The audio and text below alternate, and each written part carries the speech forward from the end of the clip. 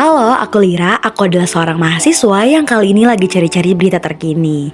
Wow, ternyata banyak juga ya berita terbaru. Tapi sebelum itu, berita apa sih? Nih, aku kasih tahu ya, berita adalah laporan mengenai suatu peristiwa atau kejadian yang baru saja terjadi. Laporan mengenai fakta-fakta aktual, menarik perhatian, dan juga dinilai penting atau luar biasa. Dalam berita ada istilah framing. Framing berita adalah mengemas informasi tentang peristiwa dengan tujuan membentukkan opini publik terhadap suatu peristiwa. Jadi, berita itu dibuat oleh siapa sih sebenarnya? Orang yang membuat berita disebut wartawan. Tapi penasaran gak sih gimana caranya wartawan membuat suatu berita? Nah, begini loh caranya. Yang pertama, wartawan perlu menemukan suatu peristiwa atau kejadian untuk dijadikan berita. Wartawan perlu menemukan peristiwa atau kejadian yang sifat aktual dan penting untuk disebarluaskan. Lalu yang kedua, melakukan wawancara, dokumentasi, dan observasi.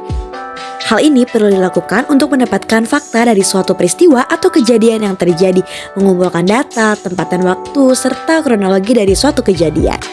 Lalu yang ketiga, menulis berita dengan mencatat hal-hal yang penting. Dalam proses pencarian informasi, perlu dilakukan pencatatan hal-hal penting yang berkaitan dengan berita yang akan ditulis. Dalam penulisan berita terdapat unsur 5W plus 1H.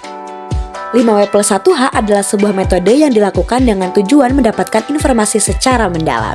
5W plus 1H terdiri dari what, apa yang terjadi, where, di mana peristiwa itu terjadi, when, kapan peristiwa itu terjadi, why, mengapa hal itu bisa terjadi, who, siapa yang terlibat dalam peristiwa itu, how, bagaimana peristiwa itu terjadi. Berikut contoh penulisan unsur 5W plus 1H.